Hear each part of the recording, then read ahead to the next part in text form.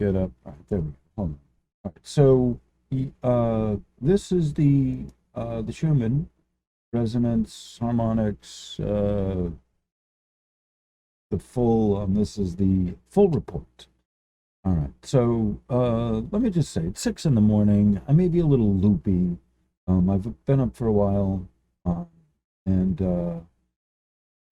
we're working through this, and it's I just needed to do this video. Again, thank y'all for being here. Thank you for, helping me out. And this is going to be a live stream, and I mean, I'm sorry, it's going to be a premiere, so I'm going to, have another 4 hours with everyone when I'm done with this. Thank you. Thank you, everyone, for your time. All right, so I have up the, I just got this on the Paint program, and so I like the Paint program because I can draw on it, and I can, kind of blow it up if I need to, things like that. I can make shapes on it, and then I can erase it as necessary. All right, so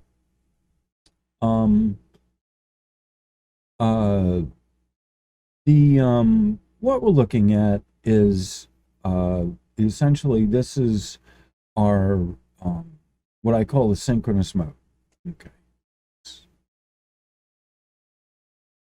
Okay, synchronous mode. I was talking about synchronous mode.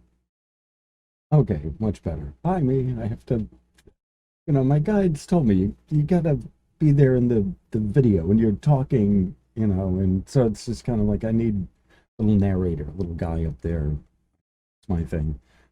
All right, so I have my pen mode. All right, here we go. I have my pen mode. All right.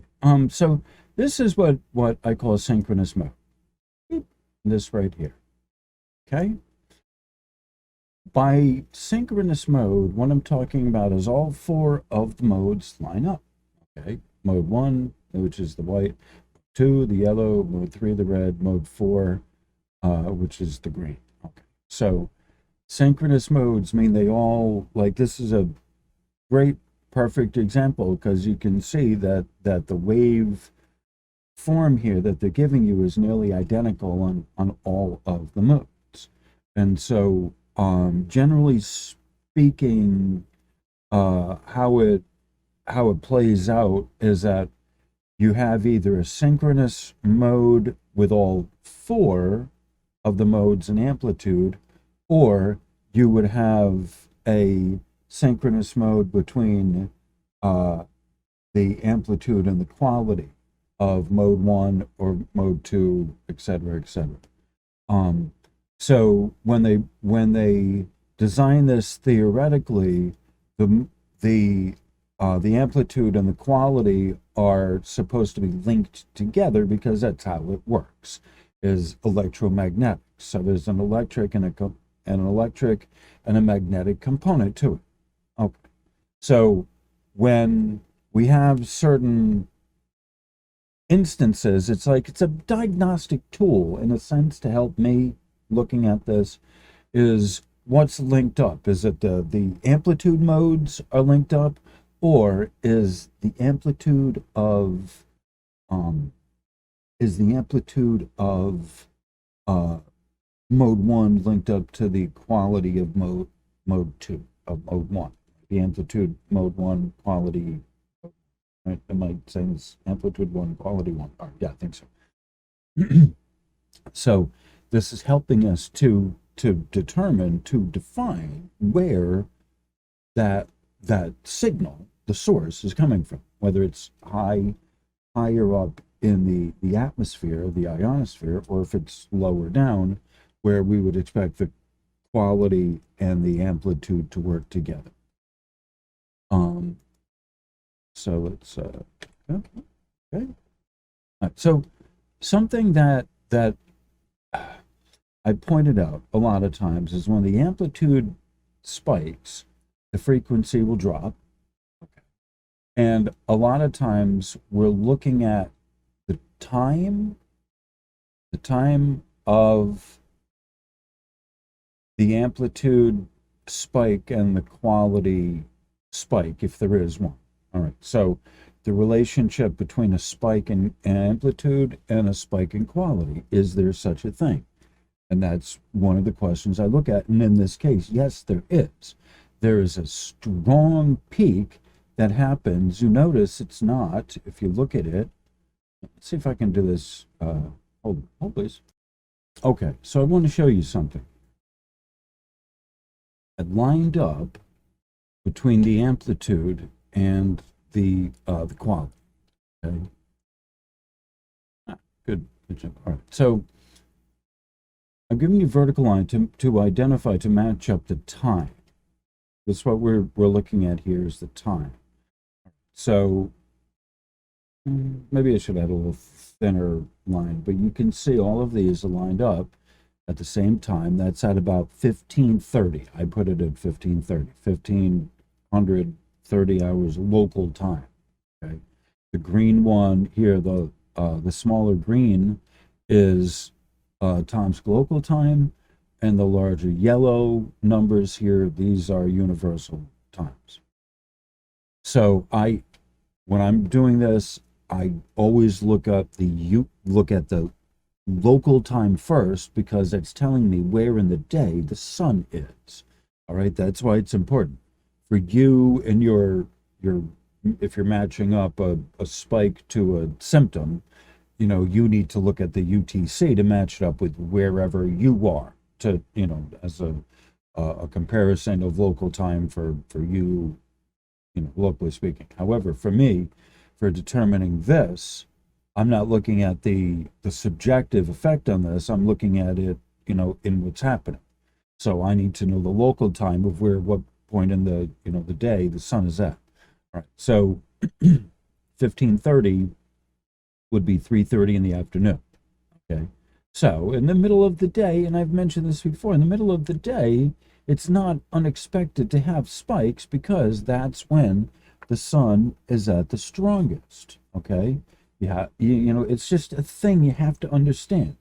During the middle of the day, that's when the ionosphere is at its most potent, because the link, the electromagnetic link between the Earth and the sun is the strongest.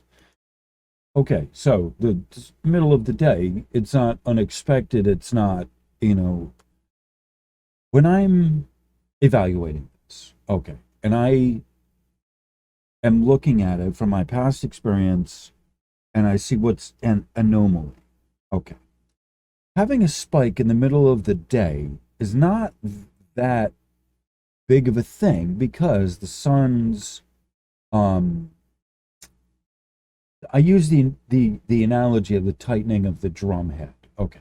So the sun's radiance on the ionosphere is the strongest, and it is therefore the tightest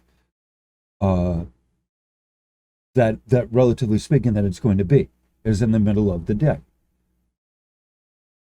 So contrary to what other people tell you, even a 71, this here is 71, that's not that big. All right. So one of the things that I'm looking at is the time of the day, because the middle of the day is when that ionosphere is the tightest. So it's not unexpected that you would have something in the middle of the day. An anomaly would be in the middle of the night, when you would normally, after like 11, certainly after 11, but like after 9, 8, 9 is when the sun's setting.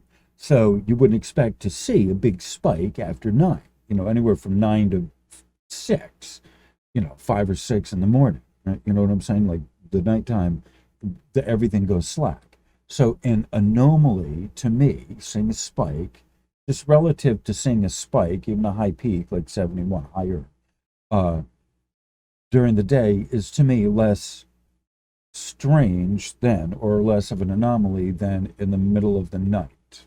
So I've said this before, I want to make that clear.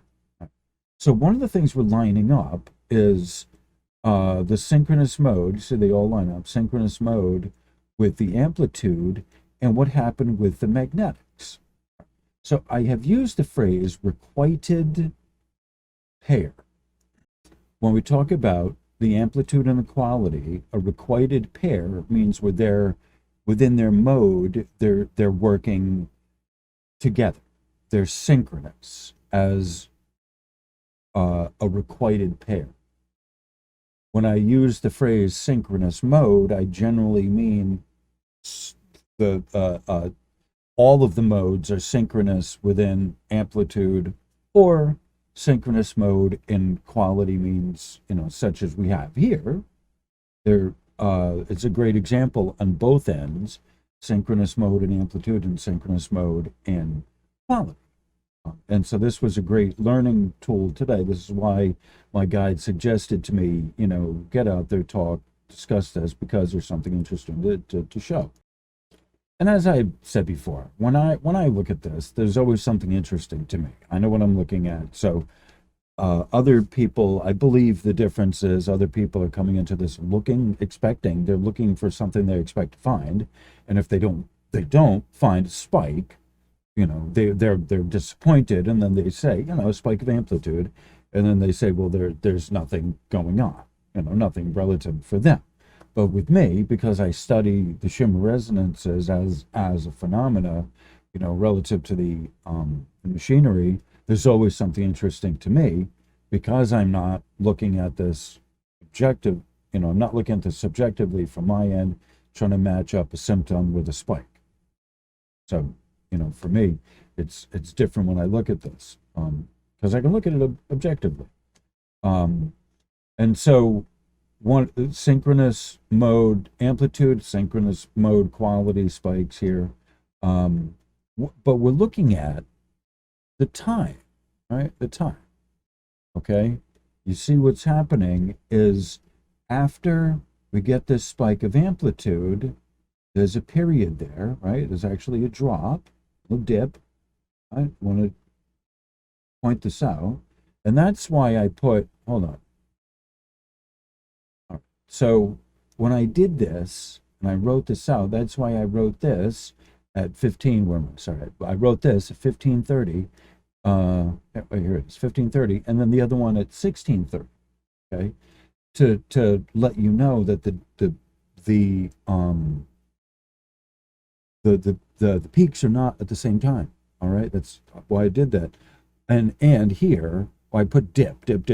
All those are dips, right? See at the 1530 mark, as you can see there, I put dip, as opposed to the amplitude.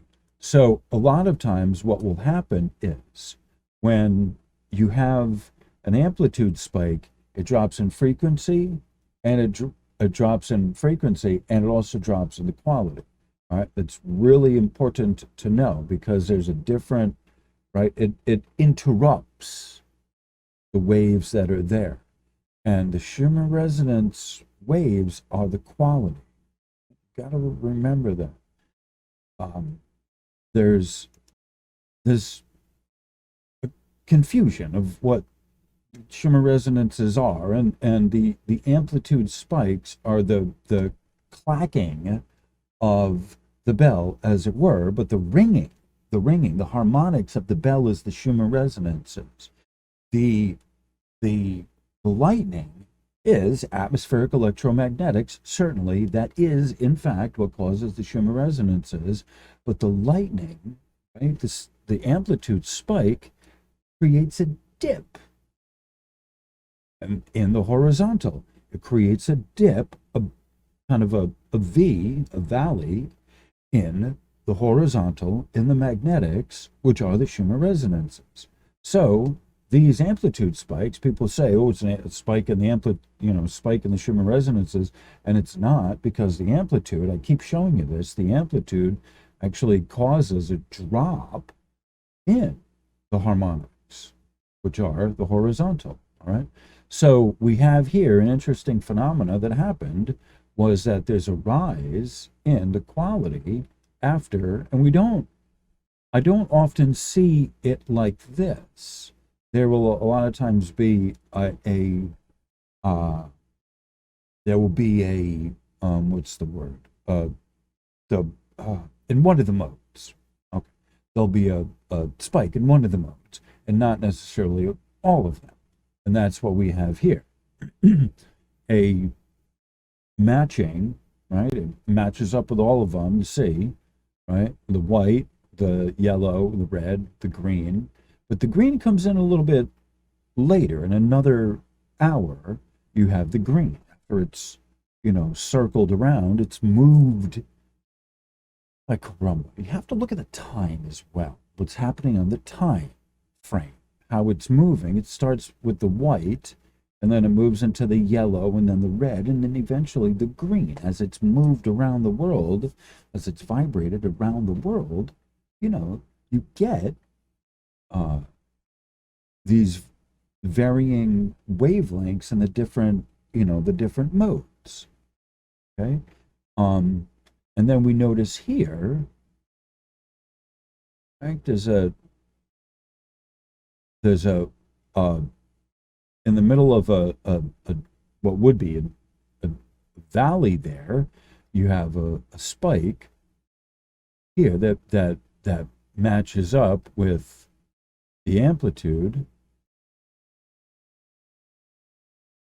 I probably should have continued the line longer, but actually, hold on. Okay, all right. Now we have a nice full line. So you can see where we matched all of them up. So there's a dip there at the same time, and there's a spike in the frequency. And again, remember the frequency here that you measure is in standard radio waves, and that's in kilometers. All right, so this number here is 8,000 kilometers. Be sure that's this 8,000 because these are the lowest of the low waves. As I find out, and as I change my understanding, I bring it to you and I say, okay, well, I learned this now, and so whatever. All right, so we're coordinating the time that these line up. What happened when, right? Because this is what I do here. Look at these. This is a deep dive. So this is interesting.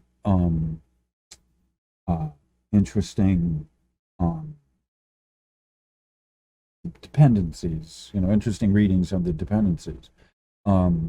Frequency matches up with the magnetics, the wave of the magnetics. You have to remember that because the frequency is measuring the waves of the magnetic, and that's from peak to peak.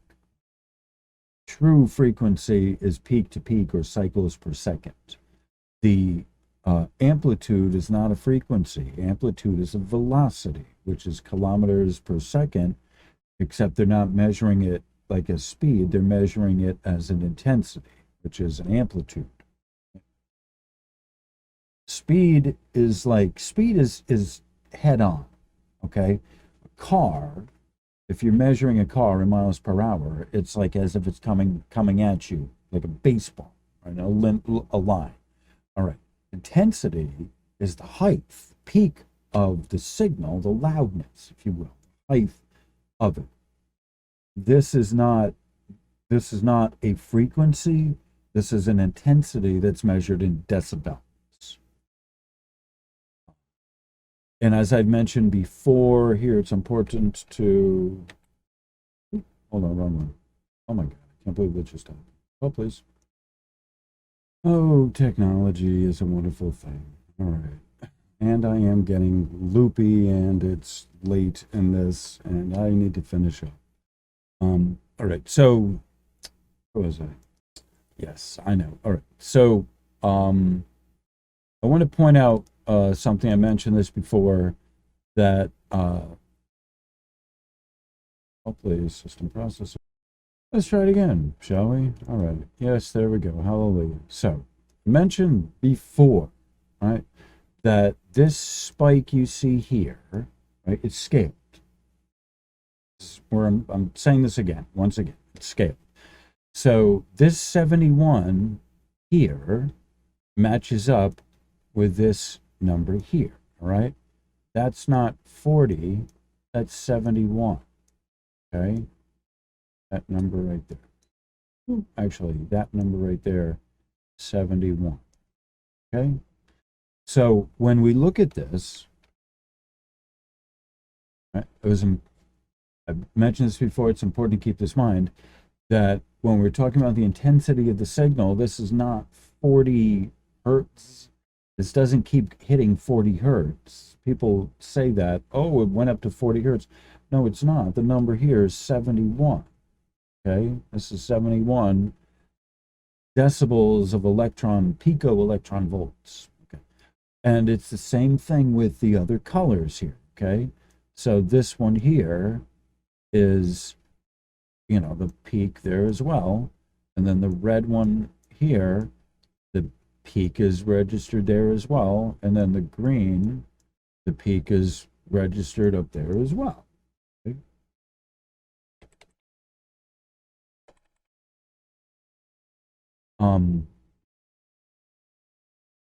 So our number values here was 71 at that point, and then 50, looking at that number there, 57, and then we're at 46 there, and then this is 37. Right? The rest of the time, it's like flat line. This is what I call a flat line, is that it just is doing nothing. Okay. And yet you have very strong resonances. You see all this activity here. Okay, that's on account of the quality. See all the quality? See the strong activity in the quality 2 mode, all the yellow. You'll see a lot of this aqua and teal color. See there's yellow in here, right? All in there. See all the yellow, the pockets of yellow. I don't know if you can see them. I just yellowized it, but that was where, where I'm instructing you to look here and here, and then they're in the middle, okay? And then there's little speckles of red. There's some little speckles of red in there, okay? And that's what we're looking at, especially here. You see the yellow in the background, all right? So when we're looking at this, we're looking at the color codes, and that's the rust, the orange, the shade of green in there. And that's how we're looking at it. That's how we get those colors in there, is from matching up here the line graphs of what these are doing down here. This is they don't plug the spectrogram directly into the environment, right? It's important for people to understand that. The spectrogram is based on the line dependencies below it. So that's really important to understand how you get the colors on the spectrogram, is it's not plugged directly into the environment. It's plugged into a line, a chain, a signaling, signal chain of amplifiers and filters that plug eventually into the spectrogram, which is an analyzer of the signal. So that's not reading the atmosphere. That is giving you a analysis of a band of signal over time, broken down into frequency, right? Based on certain wave characteristics of the spectrum, right? So because of the full range of the spectrum of signals, you expect to have certain shapes, and those certain shape combinations, slope, technically it's called. So based on the slope of the signal, you have the color, you have it broken into the modes, which are the color combinations. This is extremely difficult for people to understand. If you're not used to any of this, and even people who've been here for a while don't understand what the modes are, and it is just simply easier to believe that this is plugged into the atmosphere, and that's white light. Right? That's why you get that. That's how you get that. That's why people are not very quick in any way, shape, or form to dissuade themselves from understanding this as white light coming from the atmosphere, because quite honestly, to understand this as modes and slope of the wave is so freaking difficult for people. It is. I'm not being sarcastic. I'm being absolutely deadly serious that this is so incredibly difficult to understand. The color here, how they get the color on the spectrogram, is the size and configure of waves, the slope, the size, the shape, the slope of it, broken down and by a geometrical algorithm of this is a lot. This is a lot to have to take in. And it's easier for people, quite honestly, it's easier for people to just go with the softer, easier, softer road that is the mainstream narrative out there. It's not a technical explanation, and is actually a misguiding of what's really happening. And this is why it can be very it's very demoralizing, I think, very kind of depressing to have to face this of what the bigger perception of people is. The fact that people are just getting the wrong idea of what this is based on technically how it works, and that's part of what the problem for me is I can explain it to you technically how it works, at least, so you'll have that. How you interpret that information is a whole different thing, but at least if I can explain it to you, it's not plugged directly into the atmosphere, that's not reading the atmosphere, that's not reading the light that's coming in, that it's analyzed in a certain way. If I can at least explain that to you, then at least I will have done some good in service of this subject. Okay, I'm back. I had a message I needed to check, and I've lost my train of thought. But I was pretty much moving on to the next part of this. Essentially what I'm going to do, because this is really, really long, and the observation part in itself isn't that long, I think this one I may, chop out and put it, out there first, and then do this whole live stream, after that. So I'm not sure how I'm going to do this, but I'm just thinking out loud. It's like, it's like 6:30 in the morning. And I need to, I started this video yesterday, and it's just, I need to close it out. All right, so I'm just going to read kind of, and as I do these introductions, some of them are, I take what I've written yesterday, a lot of cases, or the day before, previous day, and I do, I just proofread it.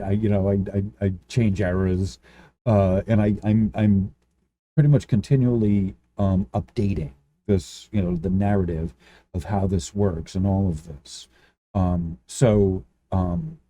Even though have posted the same similar thing before, I'm continually updating this. I just, I've said this before, and I just want to say this now. It's it's for people who are new. This is sort of a disclaimer.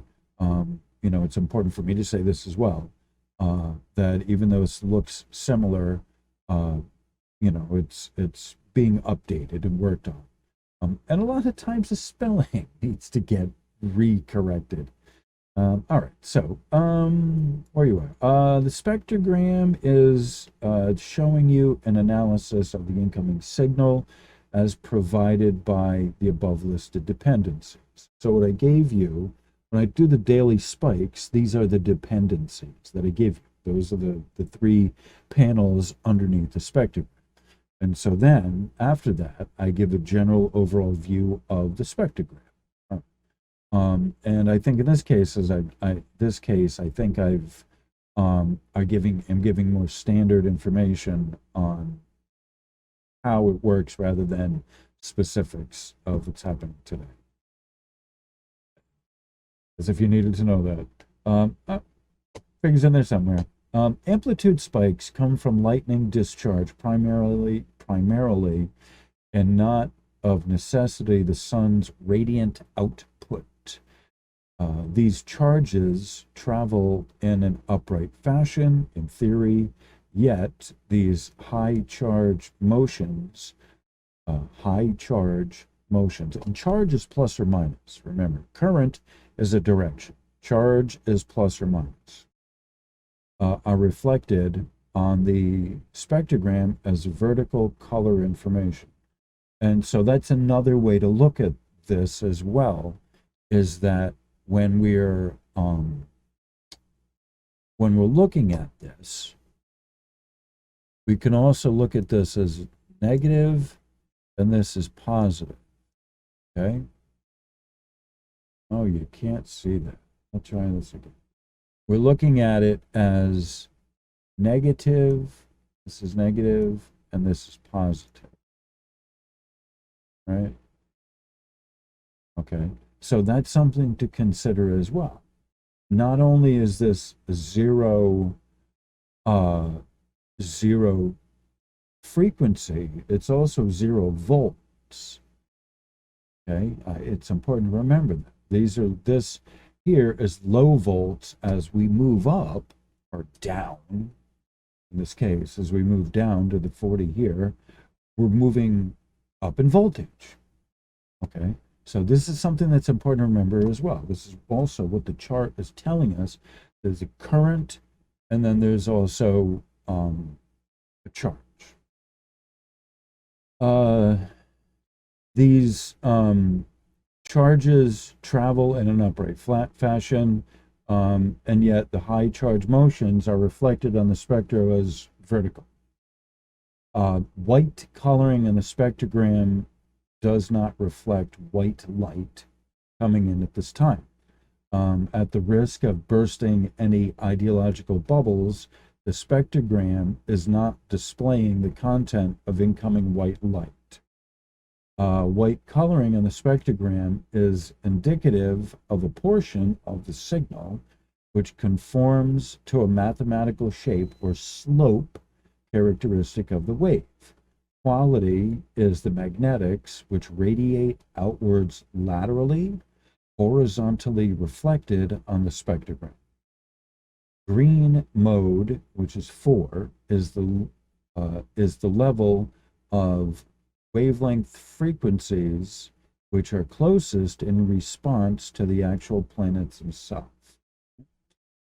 The other modes, 1, 2, 3, measure reflectivity off the higher layers of the atmosphere, and they start, showing up a higher signature.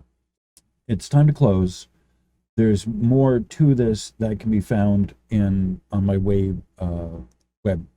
Okay, so the rest of this is found on the website.